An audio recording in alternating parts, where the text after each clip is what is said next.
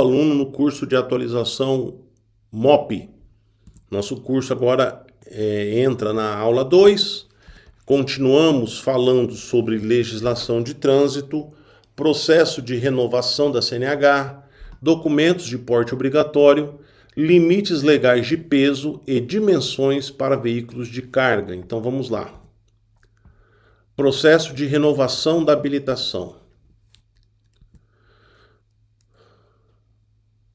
A CNH, a validade da CNH, está vinculada, está condicionada ao prazo de vigência do exame de aptidão física e mental, que chamamos de médico, né? Que é renovável de 10 em 10 anos para condutores com idade inferior a 50 anos, de 5 em 5 anos para condutores com idade igual ou superior a 50 anos, e de 3 em 3 anos para condutores com idade igual ou superior a 70 anos. Explicando de uma maneira mais didática, é como se nós fôssemos no clube tomar banho de piscina e chegando lá, para eu usar o espaço coletivo da piscina, eu tinha que passar pelo médico.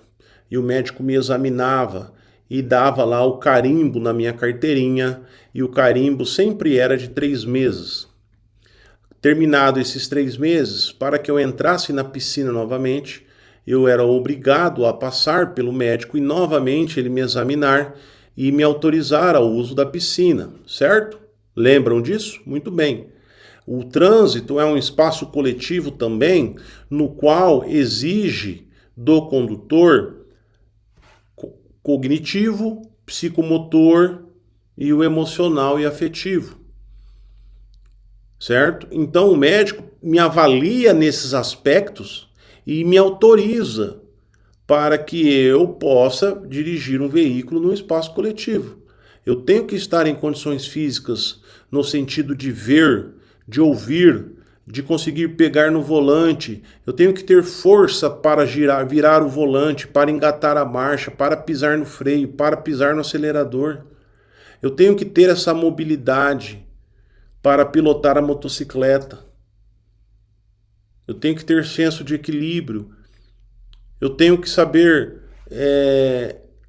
ver lá as letras, as cores, identificar o vermelho, o verde, o amarelo. O médico tem que analisar se eu não tenho uma doença na qual eu estiver lá no meio do trânsito e vai me dar um problema e aí eu posso vir a causar um sinistro. É por isso que se faz o exame médico. E é por isso que a partir daí, observe o nome do exame, exame de aptidão física e mental. É por isso que o médico conversa comigo e pergunta algumas coisas para mim, ele está vendo se eu tenho entendimento do que seja as coisas.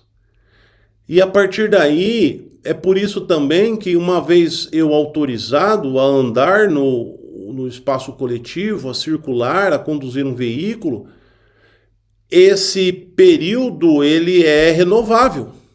Do mesmo jeito que a carteirinha na piscina era renovável. E aí ele está vinculado à minha idade. Por quê? Porque quanto mais idoso eu vou ficando, mais aptidões físicas e mentais eu vou perdendo. Eu vou perdendo a visão? Sim. Eu vou perdendo a audição? Sim. Eu vou adquirindo doenças? Sim. Eu vou perdendo mobilidade, perdendo equilíbrio, perdendo força? Sim. Então, observa que quanto mais idoso eu fico, o tempo diminui. 10 anos, 5 anos, 3 anos. Simples a explicação. Tudo bem? Por isso, então, que há essa diferenciação. Condutores com idade inferior a 50 anos, 10 anos em 10 anos. Igual superior a 50, de 5 em 5. Igual superior a 70, 3 anos. A partir daí, ele vai fazer alguns exames obrigatórios, os quais, inclusive, o exame de aptidão física e mental é um deles. Mas veremos outros. Vamos lá. Do lado esquerdo, nessa tabela, nós temos as categorias de habilitação. Do lado direito, na linha, nós temos os tipos de exame. exame de aptidão física e mental, que é o que eu acabei de dizer para vocês. Nós temos o exame psicológico e nós temos o toxicológico. O psicológico é aquele exame que nós fazemos quando do processo da primeira habilitação e também para determinados condutores quando se renova. Por quê? Porque é um teste que vai observar as suas habilidades emocionais, de concentração, de atenção. Tudo bem? Além disso, nós temos o toxicológico para ver a questão do uso de drogas. E aí vem, então, do lado esquerdo as categorias de habilitação. Observem, pessoal, que a categoria A e B, que nós já falamos, os veículos que dirigem, A e B, possuem o exame de aptidão física e mental, certo? Tranquilo? Além do A e B com EAR, que exerce atividade remunerada, também exame de aptidão física e mental. O C, D e E, que são categorias altas, também exame de aptidão física e mental. E o C, D e E com EAR, também exame de aptidão física e mental. Então significa que todas as categorias, tendo EAR ou não, quando fazem renovação, precisam fazer o exame de aptidão física e mental. Professor, o que é EAR? Eu vou responder porque faz parte da grade, mas eu tenho certeza que vocês, motoristas, condutores de veículos de movimentação e operação de produtos perigosos, já sabem. Não é verdade? Muito bem. EAR exerce atividade remunerada. A pessoa, ela trabalha dirigindo o veículo é o sustento. A pessoa que tem EAR, ela precisa ter os cursos especializados. Não, por exemplo, o motorista do Uber, ele não tem curso especializado, mas o Uber, que é uma empresa, obriga o motorista a ter EAR na sua CNH. É uma forma da empresa verificar que ele passou pelo exame psicológico. Porque se nós observarmos aqui, todos que têm EAR fazem o psicológico. Psicológico. Tá? Motoristas de táxi, EAR, certo? Tranquilo? Muito bem. Tem curso específico? Tem, né? Mototaxistas, EAR, tem curso específico? Tem. Motoristas de transporte escolar, EAR, tem curso específico? Tem. Transporte coletivo de passageiros? Tem. Carga indivisível? Tem. MOP? Tem. Tudo bem, pessoal? Então, o EAR é a pessoa que trabalha com o veículo, tá? Veículo de carga, precisa? Não. Vamos pegar um exemplo.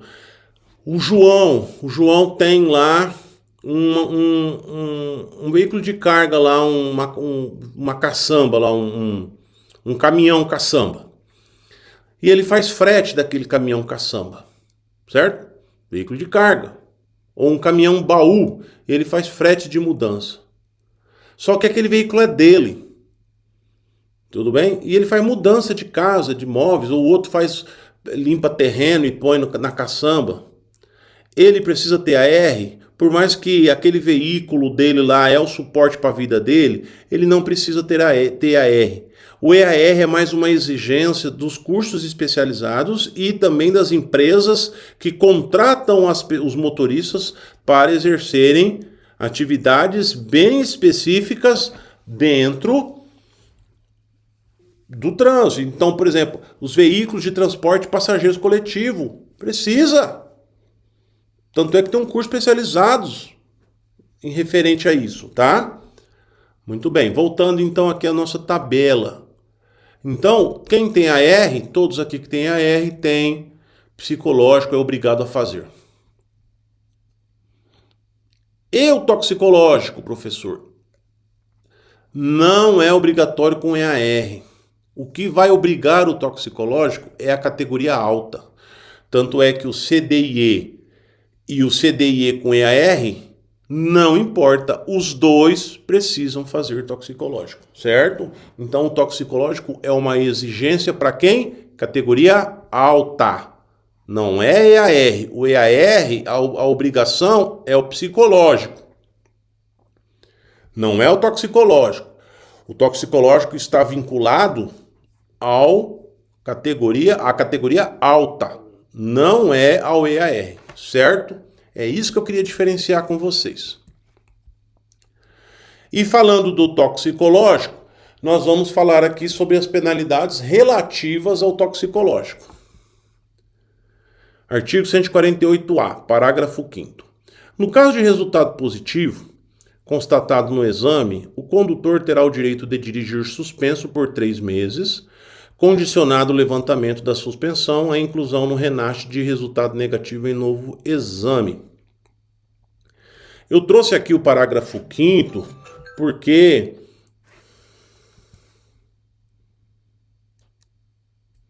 penalidades relativas ao toxicológico. Então vamos ver aqui, já falando sobre toxicológico, veremos aqui quais são as penalidades.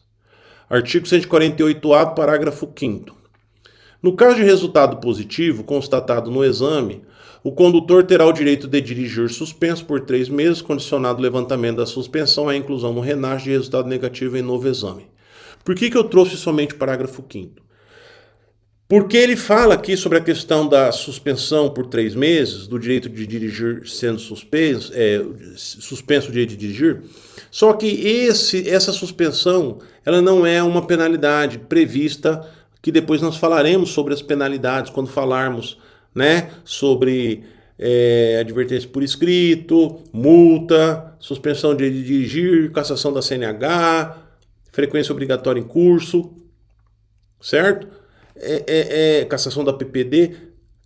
Essa suspensão aqui é outra, é uma suspensão administrativa, ela vai lá no RENASH, é como se fosse uma restrição, e vai deixar lá que aquele condutor que for pego no resultado positivo, ele está com uma restrição de 3 meses.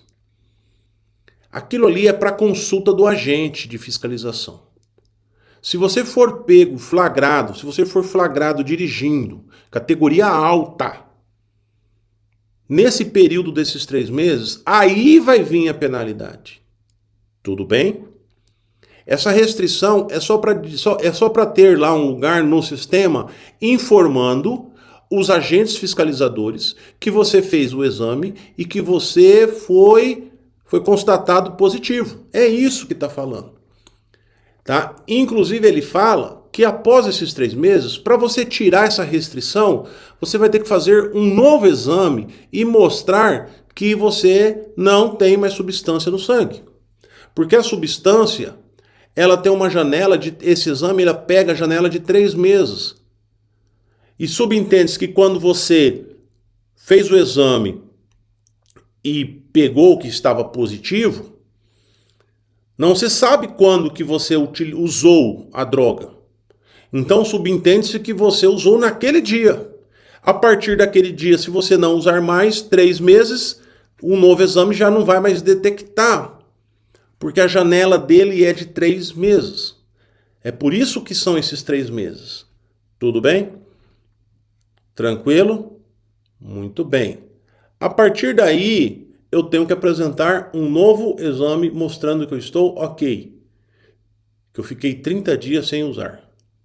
E aí eu vou fazer o novo exame, e aí ele vai dar lá o negativo, e aí sai a restrição do sistema, depois de 3 meses, e aí eu posso voltar a dirigir. É isso que está falando o parágrafo 5º. Já o parágrafo 8º, ele fala assim, a não realização do exame, então isso aí já é uma outra situação, eu não realizei o exame. Previsto acarretará ao condutor o impedimento de obter ou de renovar a CNH, porque ele fala o seguinte, que para eu renovar, eu sou obrigado a fazer o exame. Nós vimos na tabela. Então, se eu não fizer o exame, nem renovar eu consigo. E o que é o obter? O obter é quando eu for fazer a mudança. Então eu estou mudando de B para C, eu vou ter que fazer o exame toxicológico. Eu estou mudando de C para D, eu vou ter que fazer. Eu estou mudando de D para E, eu vou ter que fazer o exame toxicológico. Certo? Então ele fala, Se eu não realizar o exame, vai acontecer o quê? Eu não vou conseguir fazer a minha renovação, nem mudar de categoria, até que seja realizado o exame e com resultado negativo. Além da aplicação de sanções previstas nos artigos 65B e ou 65D, conforme a irregularidade verificada. Aqui nós vamos ver quais são o 65B e o 65D. Vocês entenderam? Então aqui está falando de não realizar o exame. Então significa que eu não realizei o exame, não vou poder renovar. Não realizei o exame, não vou poder mudar de categoria. Além disso, se acontecer algumas situações que eu vou mostrar agora, eu vou ser punido. Vamos ver quais são. Primeiro, 65B. Dirigir veículo sem realizar o exame. Infração gravíssima, multa vezes 5. Em caso de reincidência, no período de até 12 meses, multa vezes 10 e suspensão de direito de dirigir. Então vamos pegar uma situação. O João não fez o exame toxicológico e foi lá e não renovou. E aí foi pego dirigindo categoria alta. Ele vai tomar 2 infrações. Ele cometeu 2 infrações. Qual? A de dirigir veículo de categoria sem fazer o exame e a de dirigir veículo com a categoria com o CNH vencida, porque ele não conseguiu renovar. Vocês estão entendendo? Certo? Além dessas 2 infrações que ele cometeu, ele vai tomar ele vai cometer uma terceira. Na verdade não é ele, é o proprietário do veículo. Vai levar uma de permitir que uma pessoa com categoria com CNH vencida há mais de 30 dias tome posse do veículo e conduza na via. Então o proprietário, nós vamos falar tudo isso depois, o proprietário vai levar também uma autuação. Os 3, então, 3 autuações, né? Não realizar o exame, dirigir com CNH vencida e o proprietário vai levar uma de permitir que uma pessoa dirija com CNH vencida. Certo? Muito bem. Essa de não realizar o exame, ela é gravíssima vezes 5. Vezes 5. Em caso de reincidência no período de 12 meses, multa vezes 10. Aí, passa 5 meses, 6 meses, 7 meses, o motorista de novo é pego. Ele não fez o exame e ele é pego de novo. Aí, ele já vai ser o quê? Suspenso suspenso, né? Não fala aqui o período de suspensão, mas ele vai levar uma multa de 10 vezes a gravíssima. Tudo bem? Tranquilo?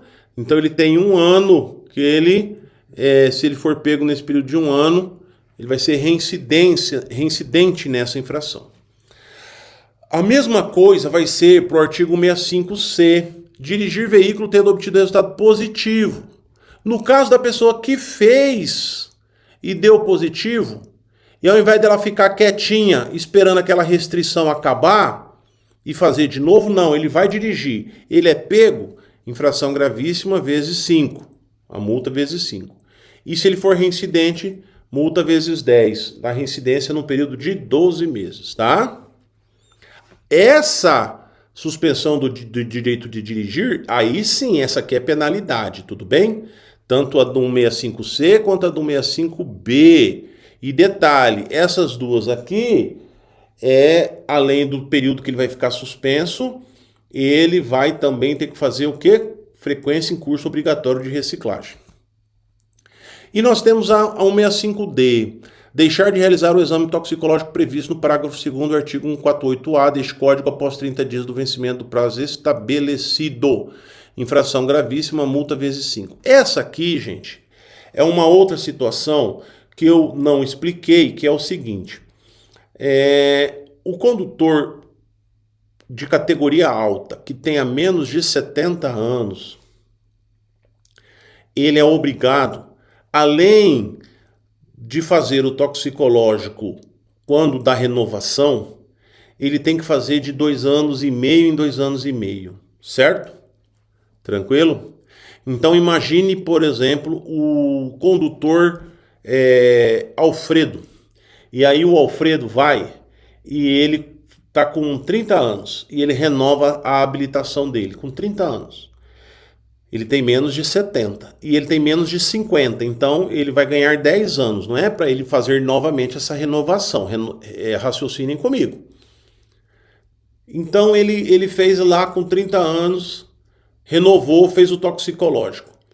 Com 32,5, ele vai ter que fazer um exame novamente, certo? Ele vai no laboratório, faz o exame e vai embora trabalhar. Ele precisa ir no Departamento Estadual de Trânsito, no Detran? Não. Lá o laboratório, com o resultado dele, já entra no sistema e lança. E o laboratório, são os laboratórios credenciados, eles têm um acesso ao sistema lá do Senatran e eles vão lançar lá. E aí vai constar que ele fez o exame e tá tudo certinho com ele. Então ele fez lá com 32,5. Aí ele vai fazer depois com quantos anos? 35. Aí ele faz com 35. Aí depois ele vai fazer com quantos anos? 37 e 6 meses. Certo? E depois ele vai fazer agora com 40, quando ele vai renovar de novo, porque deu os 10 anos. Então, num período de 10 anos, quantos exames toxicológicos intercalados, que a gente fala, ou periódicos, que ele vai ter que fazer? 3. Não é verdade? Se ele renovou com 30, 32,5, 35, 37,5. De 2 anos e meio a 2 anos e meio. Tudo bem? Então, 3 periódicos. 3 intercalados. Esses periódicos, ele não precisa ir no Detran. Ele vai lá no laboratório, faz o exame, tudo certinho, tchau, volta a trabalhar. Agora, se o Alfredo não for, esqueceu, passou batido, não foi. Deu 30 dias da data que ele deveria ter ido. O Detran vai emitir uma autuação automática no valor de gravíssima vezes 5. Uma multa. E vai mandar lá na casa do Alfredo. Ela chega ou na CDT dele, se ele tiver CDT, que é a carteira digital de trânsito, que é a CNH eletrônica, ou vai via postal, pelo correio. E aí chega lá na casinha do Alfredo essa infração, tá? Essa autuação é uma multa, né, que vai chegar para ele. Tudo bem? E aí o Alfredo vai ter que pagar e vai ter que procurar o laboratório e fazer o exame. Tudo bem? Se ele for pego dirigindo, piorou, porque ele vai levar essa e mais a de estar dirigindo. Tranquilo? Dirigindo sem ter feito, que é o que nós falamos, né? Tá bom? Essa periódica, tá? Então é assim que está funcionando hoje. Eu trouxe aqui, as infrações descritas nos artigos 165B e 165C restringem a direção veicular no caso de resultado positivo ou de não ter feito o exame somente nos veículos das categorias C, D e E. Então, muitos perguntam, professor, eu posso dirigir um veículo de categoria B ou A? Pode. Ele limitou você para a direção de categoria alta, C, D e E. Tranquilo? Categoria baixa, pode dirigir. Tá? Pode dirigir. Eu trouxe 3 exemplos aqui para a gente finalizar essa explicação. O condutor realizou o exame com resultado positivo, teve a restrição de 3 meses inserida no sistema, aguardando um novo resultado do exame, e foi flagrado dirigindo veículo na categoria C, D ou E. Terá cometido uma infração gravíssima com aplicação de multa, R$ 293,47 vezes 5. R$ 1.467,35. Se no prazo de 12 meses continuar com a restrição e for flagrado novamente, a multa será vezes 10, R$ 2.934,70, além de ser suspenso o direito de dirigir. Tranquilo? Exemplo 2. O condutor não realizou o exame na data prevista e foi flagrado 30 dias após a data prevista, dirigindo veículo da categoria C, D ou E. Terá cometido uma infração gravíssima com aplicação de multa de R$ 293,47 vezes 5, que dá R$ 1.467,35. Se no prazo de 12 meses continuar sem fazer o exame e for flagrado novamente, a multa será vezes 10, R$ 2.934,70, além de ser suspenso o direito de dirigir. E por fim, o exemplo 3. O condutor com idade inferior a 70 anos e não realizou os exames intercalados de 2 anos e 6 meses. Após 30 dias da data prevista para o respectivo exame, será considerada uma infração gravíssima e lavrada automaticamente pelo sistema uma multa ao condutor e encaminhada via CDT ou postal, no valor de R$ 293,47 vezes 5, que dá R$ 1.477,35.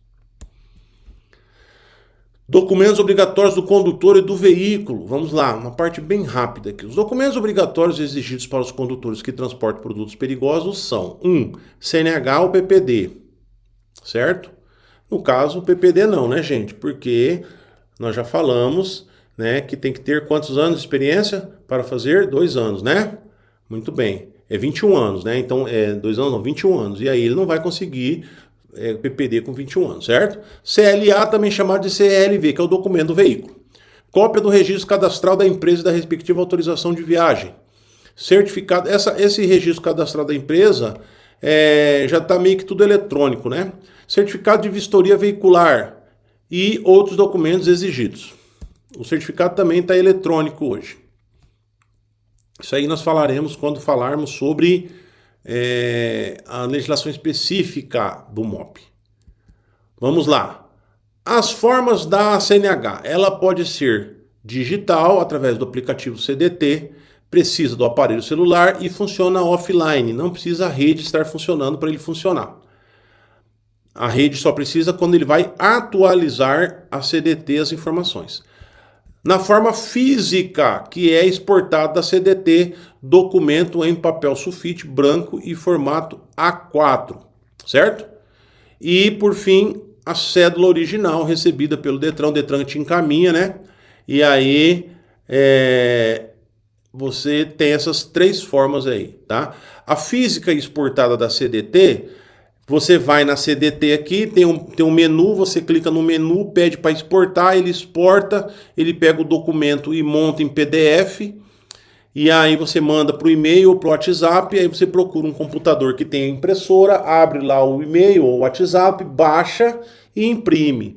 O importante desse documento é o QR Code, porque o QR Code, quando o agente de fiscalização fazer a leitura do QR Code com o aplicativo que ele tem de fiscalização, vai aparecer todas as suas informações lá no celular do agente de fiscalização, certo? Então, por isso, muitas pessoas falam assim: puxa, professor, as xerox da CNH não aceitam, mesmo autenticada, mas esse papel em branco aceita? Sim, porque é o QR Code que vale. A CNH física, ela não tem QR Code, ela não tem. Então, por mais que ela seja xerox, ela, né, não tem nenhuma informação. O que vale nesse papel A4 é o QR Code que o agente vai fazer a leitura para trazer as informações para ele.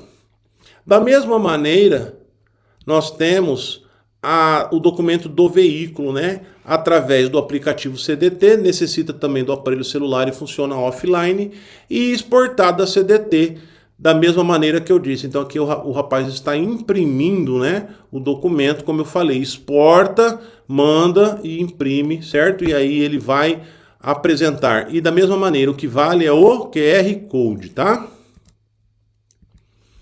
O certificado de licenciamento anual é um documento obrigatório e sua emissão está vinculada, primeiro, à quitação dos débitos relativos a tributos e multas de trânsito e ambientais, entre outros, o IPVA.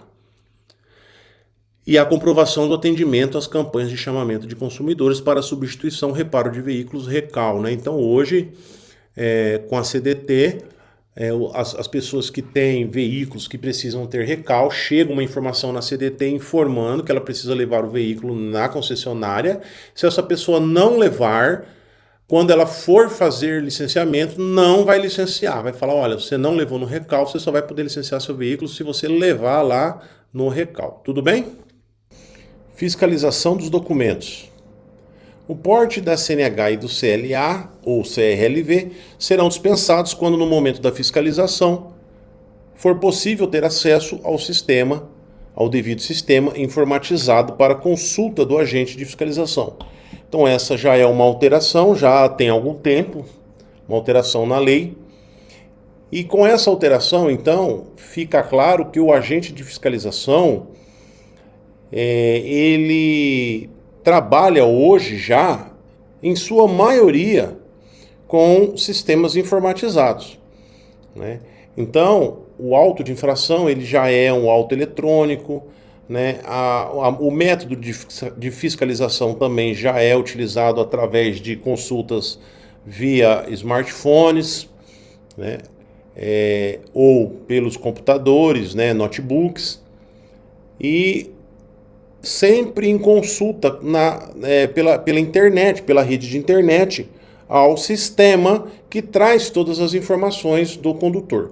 Uma vez tendo esse acesso, o agente não pode cobrar, conforme aqui o que está falando, o porte da documentação, tudo bem? CNH e CLA.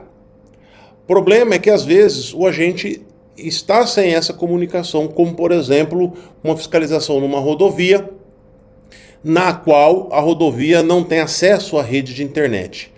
Aí não tem como, aí será cobrado. E uma vez cobrado e o condutor não apresentar esses documentos, aí ele será autuado pelo não porte da CNH e do CLA. Em caso de não portar os documentos e o agente de fiscalização não conseguir o acesso ao devido sistema informatizado para consulta, a autuação será realizada com enquadramento no artigo 232 do CTB, sendo uma infração leve com penalidade de multa. A medida administrativa é a retenção do veículo até a apresentação da CNH do condutor ou de outro condutor devidamente habilitado para conduzir o veículo, ou então do CLA, que é o documento do veículo. Muito bem. O condutor flagrado pela fiscalização conduzindo o veículo de transporte de produtos perigosos e não comprovada a realização do curso, tanto de formação quanto de atualização, na validade prevista, será autuado nos termos do artigo 162, inciso 7 do Código de Trânsito Brasileiro CTB. O veículo será retido e será liberado somente ao condutor habilitado, no caso que possua o curso especializado em questão. Antigamente, quando era flagrada essa situação, o enquadramento era no mesmo artigo 232, referente ao não porte de documentos. Porém, agora existe uma específica, que é o artigo 162, inciso 7, que inclusive veremos nas aulas de infrações e penalidades, que ele fala assim, não ter realizado curso especializado, certo? Quais são os cursos especializados? No caso nosso, curso de transporte de produtos perigosos, tá? Aqui, inclusive, eu trago a ficha de fiscalização do Manual Brasileiro de Fiscalização de Trânsito, e ele tá claro aqui, ó, o artigo 162, inciso 7, dirigir veículo sem possuir curso obrigatório, sem possuir curso especializado obrigatório, tá? Então, e eu trouxe aqui por quê? Porque nós vamos falar especificamente dessa situação.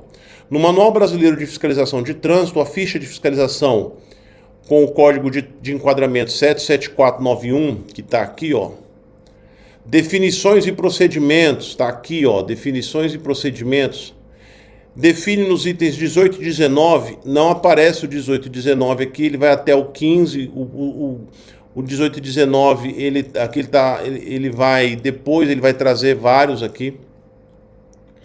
Ele vai trazer o quê?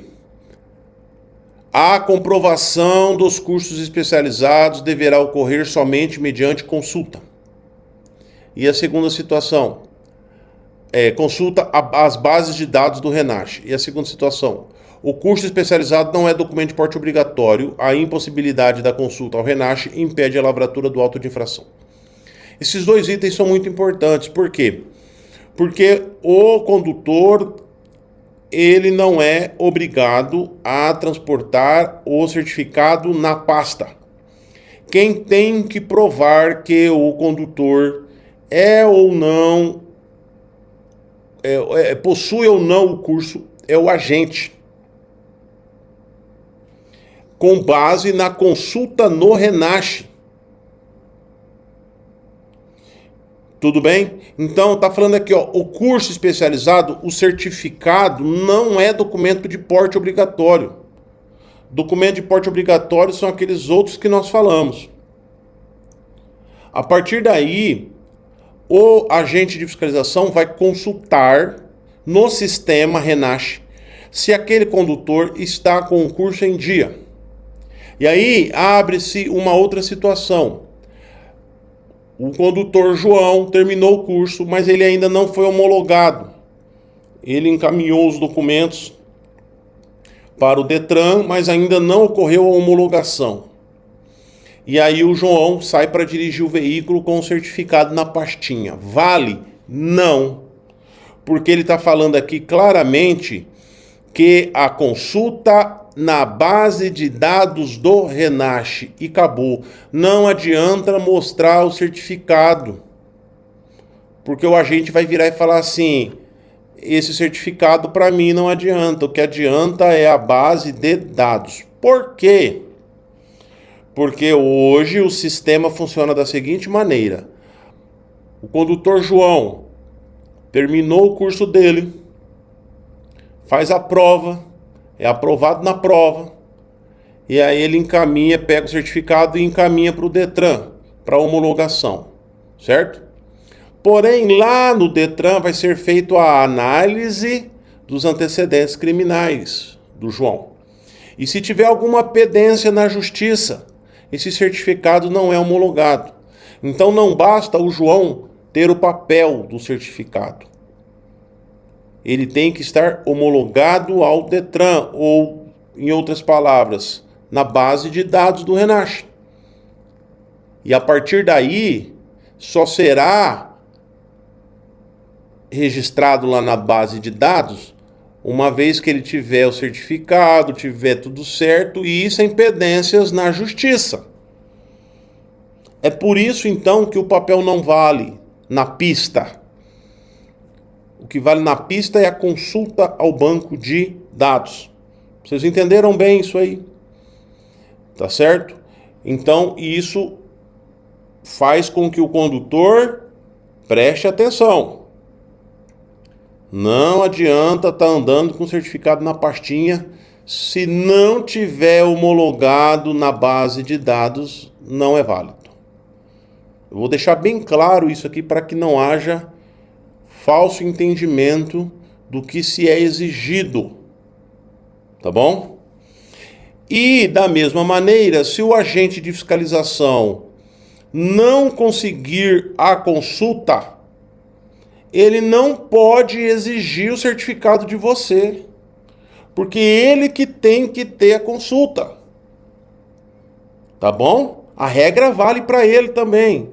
Ele não pode falar assim, olha, eu não estou aqui com consulta, no momento que eu não tenho consulta, você é obrigado a apresentar para mim o certificado. Não, isso é válido para a CNH e para o documento do veículo. Pro certificado é só através e mediante consulta à base de dados do RENASH. Se ele não tem, problema dele, tá certo? Vamos seguir. Condutor sem curso. Caso o condutor esteja conduzindo veículo de transporte de produtos perigosos sem possuir curso específico para tal, conforme exigido no inciso 4 do artigo 145, o enquadramento legal não é mais no artigo 232, conduzir veículos sem os documentos de porte obrigatório referidos no CTB infração leve, mas sim no inciso 7 do artigo 162, dirigir veículo, inciso 7, sem possuir os cursos especializados ou específicos obrigatórios em infração gravíssima. Foi o que eu já havia dito. O enquadramento no artigo 162 ocasiona autuação ao proprietário do veículo, conforme inciso 7 do artigo 164. Então, se o agente de fiscalização enquadrar o motorista no 162, dirigir veículo sem curso, ele também automaticamente vai ter que lavrar o 164, permitir que pessoa nas condições referidas nos incisos do artigo 162 tome posse do veículo automotor e passe a conduzi-lo na via, sem possuir os cursos especializados específicos obrigatórios, infração gravíssima. Caso for cometida 2 vezes no período de 1 ano, o proprietário terá cassado a sua CNH, conforme previsto no inciso 2 do artigo 263. É o outro artigo. Artigo 262. A cassação do documento de habilitação dar-se-á, inciso 2, no caso de reincidência no prazo de 12 meses das infrações previstas no inciso 3 do artigo 162. E nos artigos 163, 164, que é o que nós lemos ali em cima, artigo 164, 165, 173, 174 e 175. Tudo bem? Então, nessa situação, para que você entenda bem, o motorista João está lá dirigindo o veículo sem curso. O que vai acontecer com ele? Vai ser enquadrado no 162, certo? E o proprietário no 164. Permitir. E se o João, em menos de um ano, for pego de novo sem um curso, ele novamente vai ser enquadrado no 162 e o proprietário novamente no 164. Só que aí, pelo fato do proprietário cometer essa do 164 duas vezes no ano, ele vai ser cassado pelo enquadramento do 263. Aí o condutor João, duas vezes 162, não vai dar nada. A cassação, ela está relacionada somente ao 164. Tudo bem? Que é permitir. Certo? Tranquilo? Que é para o proprietário. O João vai ser enquadrado com duas gravíssimas, né? Que é o 162. Além dos documentos citados anteriormente, o condutor do veículo que transporta produtos perigosos deve apresentar cópia do registro cadastral da empresa e da respectiva autorização de viagem e certificado de vistoria veicular. Outros. Existem outros documentos previstos por legislações federais, estaduais e municipais que são exigidos no âmbito de suas jurisdições. Falaremos depois sobre isso. Limites legais de peso e dimensões para veículos de carga. Vamos ver aqui. Limites legais de peso e dimensões para veículos de carga. A Lei 14.229, de 21/10/2021, regulamenta que deve ser atribuída uma tolerância de 0,5% sobre os limites de peso bruto total ou peso bruto total combinado para a autuação. Já a Resolução CONTRAN número 882, de 13/12/2021, alterada pela Deliberação CONTRAN número 250, de 31/12/2021, regulamenta os limites máximos de PBT, PBTC e peso bruto transmitido por eixo de veículo nas superfícies das vias públicas descritos, conforme informações a seguir. Então vamos ver quais são esses limites. Inciso 1. PBT, ou peso bruto total, ou PBTC, peso bruto total combinado, respeitada a CMT, capacidade máxima de tração da unidade tratora. 29 toneladas, PBT para veículo não articulado é o limite. 39,5 toneladas, peso combinado de veículos com reboque ou semi-reboque, exceto caminhões. 45 toneladas, PBTC para combinações de veículos articulados com duas unidades do tipo caminhão, trator e semi-reboque e comprimento total inferior a 16 metros. 54,5 toneladas para PBTC para combinações de veículos articulados com duas unidades do tipo caminhão, trator e semi-reboque com eixos em tandem, triplo e comprimento total superior a 16 metros. Continuando ainda no inciso 1, 54,5 toneladas PBTC para combinações de veículos articulados com duas unidades do tipo caminhão-trator e semi-reboque com eixos distanciados e comprimento total igual ou superior a 16 metros. E 58,5 toneladas PBTC para combinações de veículos articulados com duas unidades do tipo caminhão-trator e semi-reboque com 4 eixos, sendo um conjunto de eixos traseiros em tandem, triplo e um eixo dele distanciado com comprimento total igual ou superior a 17,5 metros. Continuando. –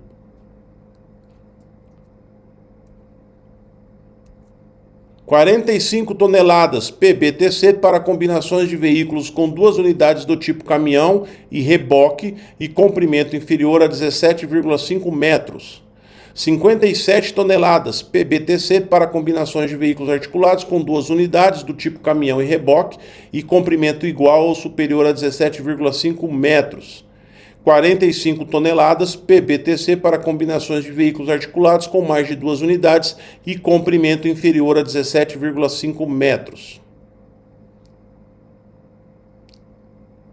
Até 57 toneladas para a combinação de veículos para transporte de cargas, CVC, com mais de 2 unidades, incluída a unidade tratora, o PBTC, desde que cumpridos os seguintes requisitos. 1. Máximo de 7 eixos. 2. Comprimento máximo de 19,8 metros e mínimo de 17,5 metros. 3. Unidade tratora do tipo caminhão-trator. 4. Estar equipada com sistema de freios conjugados entre si e com a unidade tratora nos termos estabelecidos pelo CONTRAN. 5. O acoplamento dos veículos rebocados deve ser do tipo automático conforme NBR 11.410 e deve estar reforçado com correntes ou cabos de aço de segurança. E 6. O acoplamento dos veículos articulados com pino-rei e quinta roda devem obedecer ao disposto na NBR-NM ISO 337, 4086 e 3842. Inciso 2. 6 toneladas, peso bruto por eixo isolado de 2 pneumáticos. Inciso 3. Peso bruto por eixo isolado de 4 pneumáticos, 10 toneladas. Dimensões autorizadas. Veículos articulados com 2 unidades tipo caminhão-trator e semi-reboque. Conjunto cavalo-mecânico, carreta. Total 18,60 metros. Ou 18 metros e 60 centímetros. Veículo simples, veículo não articulado. Veículo simples, 14 metros. Largura máxima, 2 metros e 60 centímetros, altura máxima 4 metros e 40 centímetros. Tudo bem? Continuando. Veículos articulados com mais de 2 unidades. Conjunto com mais de 2 unidades. Então aqui é uma unidade, né? 2, 3. 19 metros e 80 centímetros. Veículos articulados com 2 unidades do tipo caminhão ou ônibus e reboque. Então aqui é um reboque. Aqui é o caminhão, mas poderia ser um ônibus. Conjunto caminhão-reboque, 19 metros e 80 centímetros. A resolução CONTRAN número 882 de 2021 regulamenta que os veículos cujas dimensões excedam os limites fixados deverão portar obrigatoriamente na parte traseira a sinalização especial de advertência e a autorização especial de trânsito AET. Comprimento excedente, veículo longo, comprimento tantos metros, largura excedente, largura tantos metros, comprimento e largura excedentes, comprimento tantos metros, largura tantos metros. É a placa que deve estar fixada na parte traseira, certo? Além disso, a autorização especial. Tudo bem? Tranquilo? Finalizamos então a nossa aula 2. E aí, na próxima aula, continuamos legislação de trânsito, falando sobre sinalização de trânsito. Um grande abraço e até a próxima aula.